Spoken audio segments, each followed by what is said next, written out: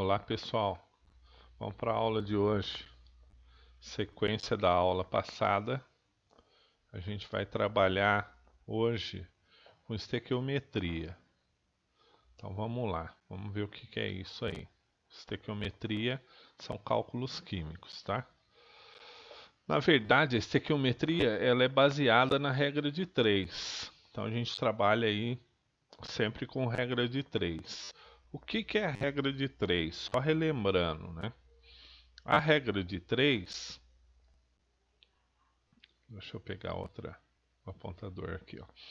A regra de 3, ela sempre trabalha com duas variáveis, uma variável do lado direito, outra variável do lado esquerdo. No exemplo aqui que eu estou dando, a variável do lado direito é mol e a variável do lado esquerdo é grama. Como que eu posso entender isso? É peso molecular que a gente está fazendo lá, né? A massa molar. A massa molar, eu tenho uma quantidade de massa em gramas que equivale a 1 mol. Então, se eu tiver 1 mol e meio, eu posso fazer uma regra de 3 e achar essa massa, porque a massa molar que a gente acha lá através dos dados da tabela periódica, ela é referente a uma unidade de mol. Se eu tiver mais de uma unidade, eu faço uma regra de 3 e acho a quantidade em gramas. Essa é uma das premissas. Mas eu sempre tenho duas variáveis. Eu não posso ter três variáveis na regra de 3, tá? É uma variável em função da outra. É uma proporcionalidade isso daqui. Então tem que tomar muito cuidado, tá? É proporcional. Se é o dobro embaixo, vai ser o dobro aqui também. Por isso que a gente fala de proporção, tá? Um exemplo aqui, ó. Esse exemplo, ele fala o seguinte, ó. O cloreto de sódio, NaCl, que vocês viram lá, ele é composto por sódio e cloro. Vocês fizeram essa massa molar lá, se eu não me engano, tá? Se não fizeram, a gente faz aqui, ó. Vezes 1, 1 mesmo, mais vezes 1, 35,5, eu vou ter 58,5 gramas por mol de quem? Por mol dessa substância aqui, que é o cloreto de sódio, certo? O cloreto de sódio, NaCl, ele é composto por um átomo de Na e um átomo de Cl. É 1 para 1 a relação. Então, ó, ele diz aqui no exemplo, 1 mol de Na, em 1 mol de Na para o cloreto, eu tenho 58,5 gramas de cloreto. Por quê? Porque eu só tenho 1 mol no cloreto. E 1 mol do cloreto equivale a 58,5. Então, se eu tiver 1 mol só de Na, eu vou poder criar só 1 mol da substância cloreto de sódio. Então, eu vou ter a massa equivalente a 1 mol. E se eu tiver 3 mols, x gramas, como que eu faço isso? Ó, regra de 3 é uma regra cruzada.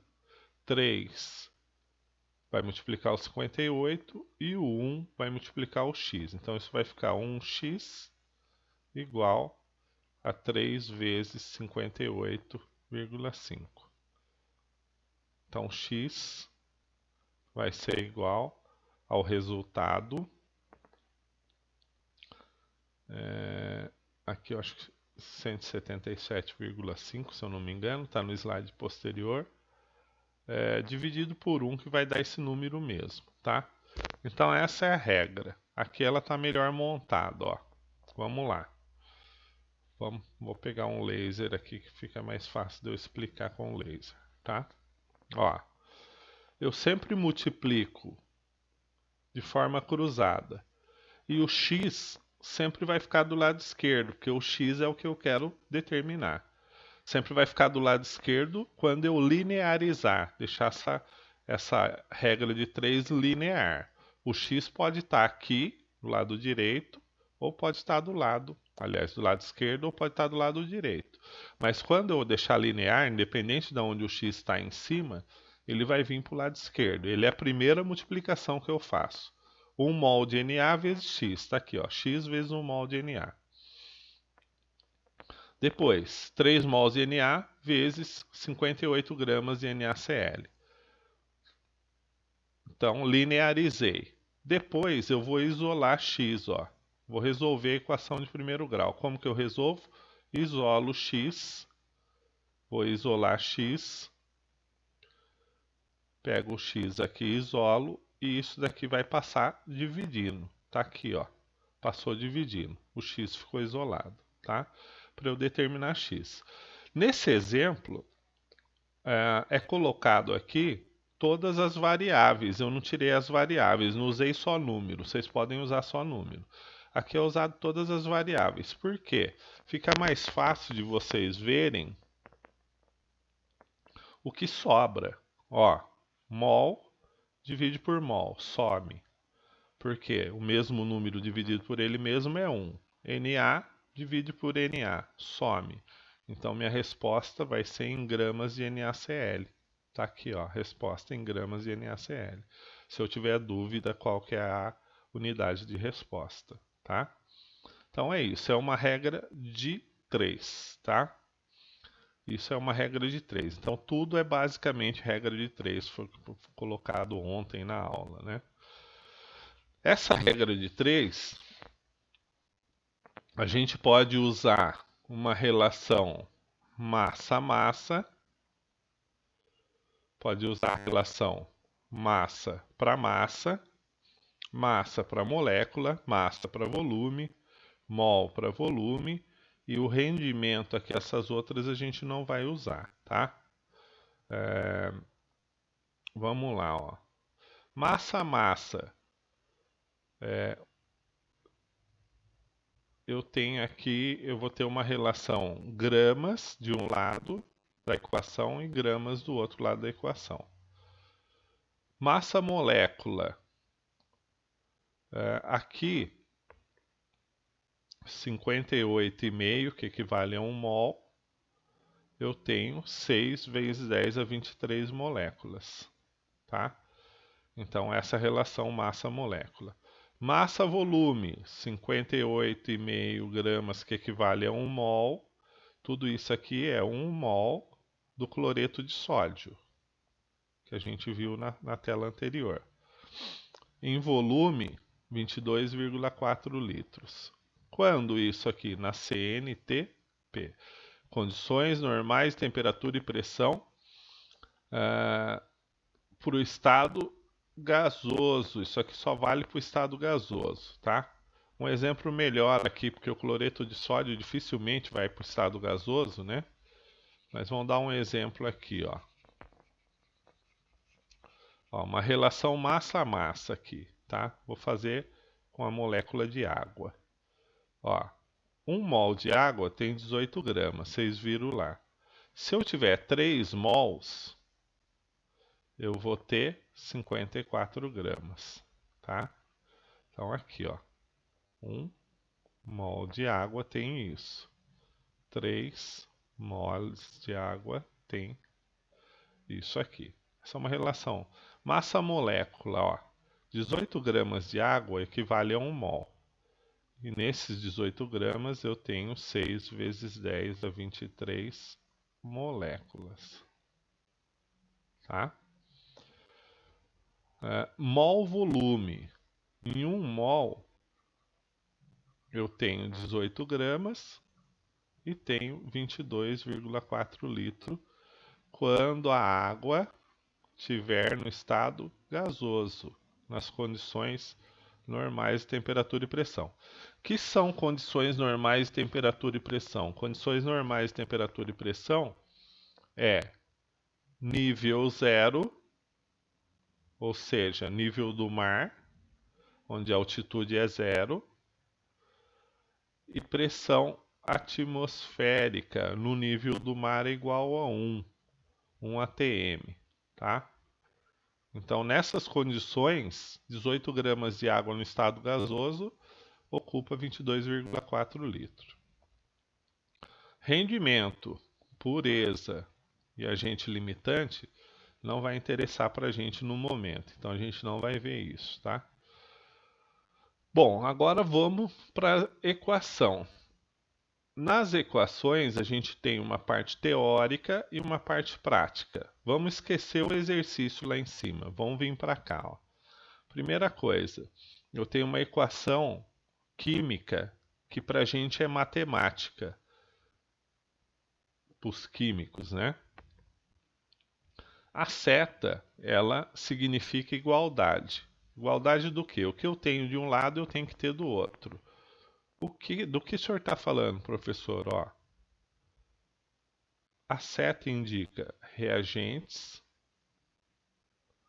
sempre do lado esquerdo, e ela indica, por isso que é uma seta, que nesse sentido eu vou ter transformação. E esses reagentes vão virar produtos. Reagentes e produtos. A seta é uma igualdade.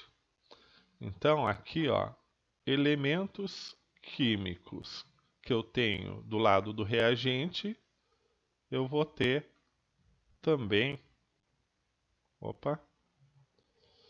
eu vou ter também esses elementos aqui do lado do produto, tá? Em quantidades iguais. Isso aqui significa balanceamento. Ou seja, a equação está balanceada. Para aplicar estequiometria, eu tenho que ter a equação balanceada. Notem aqui, ó, que elementos que eu tenho aqui? Hidrogênio e oxigênio. E do outro lado, hidrogênio e oxigênio. Quantos hidrogênios aqui, ó? 2, porque a fórmula do gás hidrogênio é H2, só que eu tenho 2 mols de hidrogênio. Isso aqui é o número de mols. Então, se eu multiplicar, eu tenho 4 átomos de hidrogênio. Tenho 2 oxigênio, porque a fórmula do gás oxigênio é O2, mas eu tenho 1 mol. Então, se eu multiplicar, eu vou ter 2 átomos de oxigênio. Então, do lado dos reagentes eu tenho 4 átomos de hidrogênio e 2 de oxigênio. E do lado do produto? Ó, a fórmula da água é H2O, tem 2 átomos de hidrogênio por molécula. Só que eu tenho 2 mol de molécula também. Multiplico por 2, então eu tenho 4 aqui.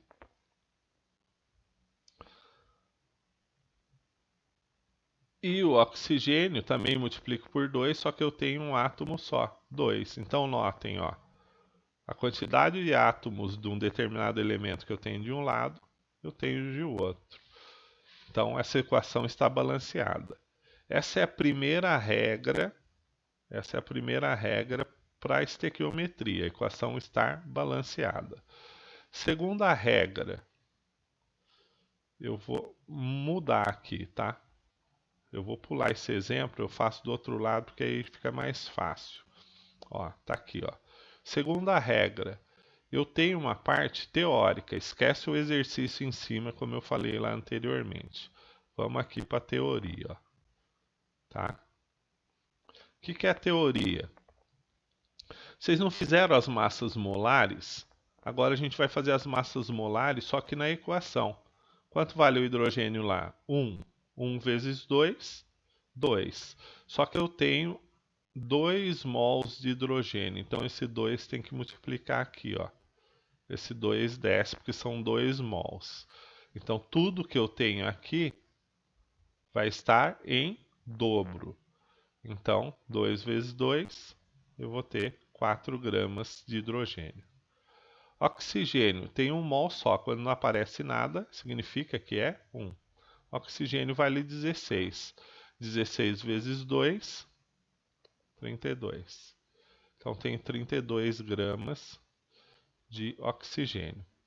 Molécula da água, 1 no hidrogênio, 16 no oxigênio. Ó, de novo, 1 vezes 2, 2. 16 vezes 1, 16. A soma disso daqui dá 18. Só que, de novo, ó, eu tenho 2 mols, então tudo que está aqui na frente vai ser multiplicado por 2. Então, eu multiplico aqui, eu vou ter 36.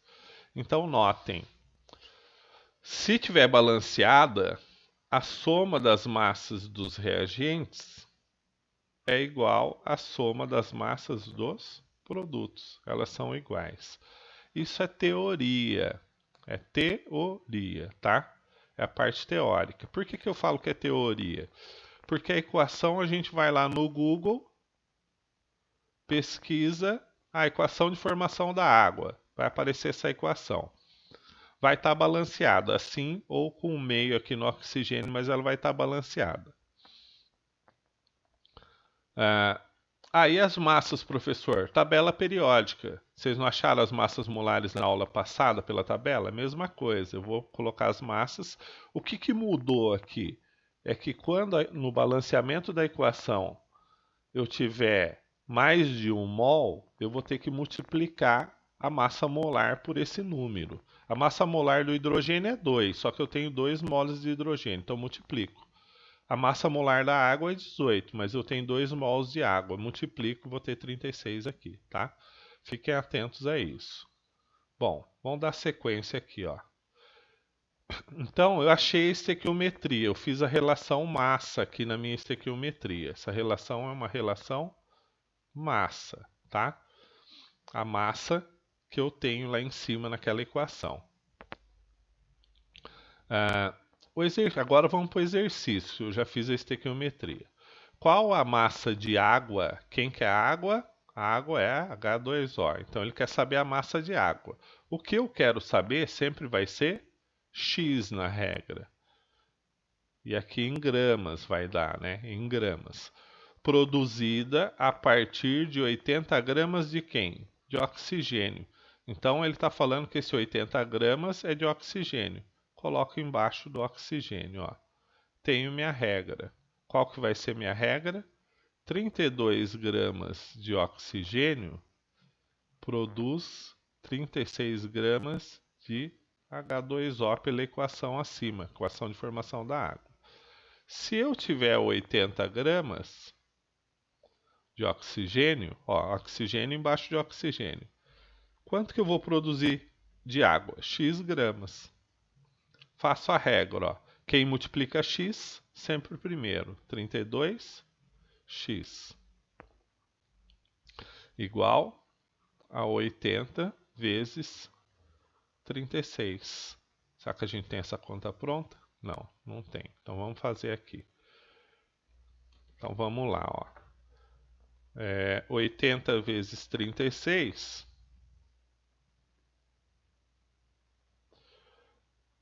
dá 2.880. X, o 32 vai passar dividido. Aí eu vou dividir por 32, esse 2.280. E a minha resposta é 90. Então, o meu X aqui é 90 gramas. Notem que já dá para ver coerência, porque é proporcional, como eu falei para vocês. Ó, se 32 produz 36, 80 vai ter que produzir mais de 80. Produziu 90. A proporção deve ser a mesma, tá? Então a resposta aqui é 90 gramas. Bem basiquinha essa daqui, ok? Vamos para a próxima. Ó. Aqui a gente tem uma reação de neutralização. Por que neutralização? Voltando lá nas funções, ó. Eu tenho um ácido, uma base. Sempre que eu reajo ácido e base, eu formo sal e água.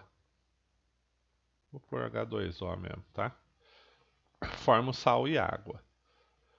A formação de água indica a reação de neutralização.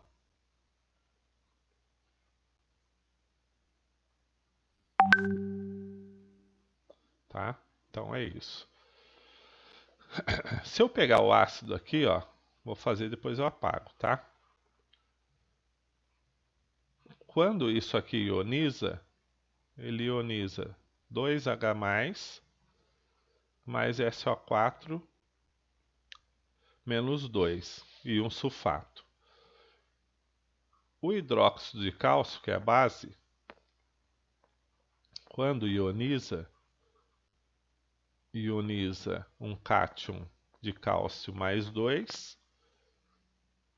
e duas bases hidróxidos OH-. Ó, notem, mais 1 menos 1 reagem entre si e formam H2O. Tenho duas moléculas aqui, duas aqui, então o número de moléculas está igual, as cargas vão se equivaler, formo duas águas. Reação de neutralização. O H+, lembram lá de Arrhenius? O H+ indica o ácido e o OH- indica a base. Por isso que formação de água é reação de neutralização, tá? E o cátion da base reage com o ânion do ácido, formando um sal, tá? Então, basicamente é isso que acontece nas reações de neutralização, todas elas, tá?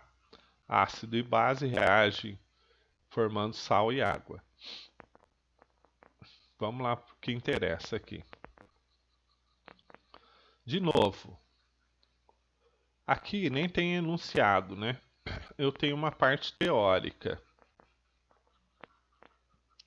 Nessa parte teórica, eu vou fazer diferente com vocês. Ó, não aparece nada, então é 1, é 1, é 1, e aqui só que é 2. Então, 1 mol de ácido reage com 1 mol de base aqui. 1 mol de ácido sulfúrico reage com 1 mol de hidróxido de cálcio, formando 1 mol de sulfato e 2 mols de água, tá? Então aqui, ó, a relação mol, ela é 1 mol desse, que é o ácido sulfúrico, mais 1 mol de hidróxido de cálcio, forma 1 mol de sulfato de cálcio, mais 2 mols de água. Se eu sei achar a massa molar é sempre referente a 1 mol. Então eu sei a massa que eu tenho aqui. Então eu posso fazer uma relação de massa, tá? Ácido sulfúrico, vocês fizeram na aula passada. 1 mol vale 98. Hidróxido de cálcio, fizeram na aula passada. 1 mol vale 74 gramas. Hidróxido de cálcio, não sei se fizeram. 36 gramas, não lembro. E a água vocês fizeram 18 gramas, só que são 2 mols, então vai dar 36 gramas. Então tá aí. Se a gente fizer a conta, ó, 136 vai dar 172, 136 mais 36. 98 mais 74, 172. Isso indica que a reação está balanceada, tá? Ora, se eu quiser achar qualquer coisa nessa reação, eu quero saber se eu tiver 100 gramas do ácido, quanto que eu preciso de hidróxido. Ó, tem a relação pronta, tá? Faço a relação. Essa é a parte teórica, teoria, e aí eu preciso ver o que o exercício pede para eu relacionar onde eu quero. Eu quero saber quanto que, se eu tiver 1 tonelada de ácido, que é 1000 quilos, se eu tiver 1000 quilos do ácido, quanto que eu consigo produzir de sulfato de cálcio? Então, eu posso fazer isso também, tá? Essa reação ela vai me dar várias opções aí, tá? Então é assim que a gente trabalha.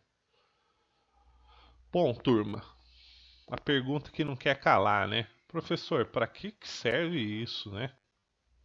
Para que eu tenho que aprender isso? Para que serve? Para a gente vai servir para as nossas reações de laboratório.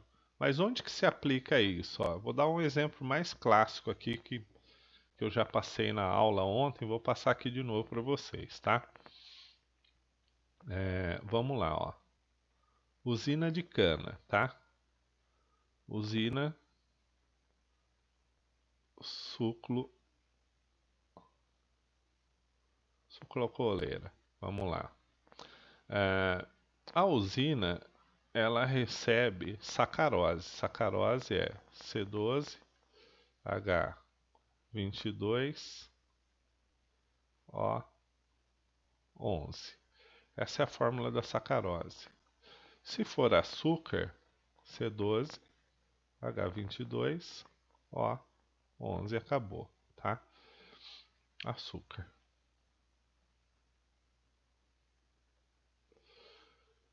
Por quê? Porque açúcar não tem transformação. Eu só tenho aqui o que? Evaporação. Ah, tem processo no meio? Tem, mas para purificar só. Para tirar a impureza, tá? Deixar açúcar puro. Mas teoricamente, se você fizer uma rapadura em casa, você vai moer um caldo de cana e vai evaporar até ela chegar num ponto em que o Brix está altíssimo e a hora que ele esfriar ele vai cristalizar. Aí vai cristalizar com as impurezas porque você não fez processo químico. Um açúcar mascavo, por exemplo, tá? Não houve transformação. A mesma substância que eu tenho no início, eu tenho no final, tá? E o álcool? E o álcool aqui, ó. O álcool já é diferente, porque eu pego a sacarose aqui e eu vou hidrolisar a sacarose. Deixa eu colocar a molécula de água aqui, fica melhor, né?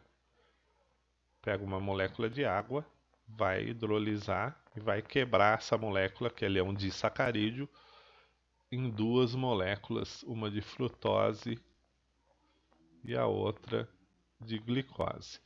Eu escrevi duas porque a fórmula da frutose e glicose é a mesma, tá? Sacarose, se a gente aplicar aqui a regra de massa molar, 342 gramas. Água, 18. 18 mais 342, aqui dá 360. Como são duas, então a massa molar disso daqui é 180 gramas, tá? Para aí, não.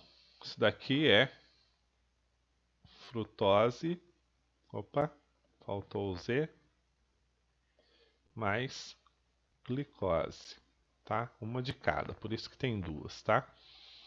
Isso é o açúcar que vai ser fermentado. Então essa daqui é uma primeira etapa. Numa segunda etapa,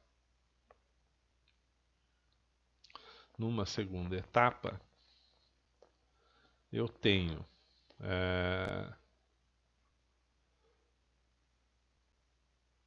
essa frutose e glicose. Eu vou colocar na mesma proporção que está lá em cima, 2 mols, que foi produzido na primeira etapa, tá? Isso aqui vai fermentar. Isso aqui não é reversível, né? Isso aqui fermenta e produz etanol, H6O, mais CO2. Quantas? 4 e 4. Tudo balanceado aí. Se vocês olharem quantos átomos eu tenho de um lado e quantos átomos eu tenho do outro, vocês vão ver que tá tudo igual aí, tá? Tudo igual, tudo mesmo número de átomo, ó. Aqui, ó, 12 carbono. Aqui, ó, 4 vezes 2, 8. 4 vezes 1, 4. 4 mais 8, 12. Então, o carbono tá certo. Hidrogênio, 2 vezes 12, 24. 4 vezes 6, 24. Tá certo. Oxigênio, 2 vezes 6, 12. Mesma coisa aqui, ó. 4 vezes 1, 4. 4 vezes 2, 8. 4 com 8, 12. Tá certo também. Então tá balanceada. Aqui a gente já tem, né? Já achou. A massa molar aqui é 360 gramas. Aqui o etanol, ele é 46. 46, 92, 184, é isso? Que dá 4 mols. 46 cada um, vezes 4, 184. Gás carbônico, 44 vezes 4, 176. Então eu tenho essa relação. Notem aqui, turma, eu sei que quando eu entro na usina para fazer álcool, toda sacarose que entrar, cada 342 gramas de sacarose, eu produzo 184 gramas de etanol.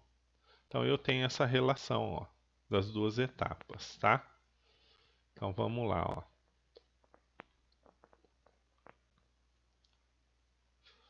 Ó. Opa. Vamos lá. 22. Opa. É C12, H22, O11. A sacarose, 342 gramas. Aí eu vou ter as etapas, lá na frente, o etanol. H6O, 184 gramas, porque são 4, né? Cada uma de sacarose produz 4 de etanol. Então, o que os caras fazem na usina? Com essa relação, a cada 1000 quilograma de sacarose, quanto que eu produzo de etanol lá na frente? Ele faz essa conta.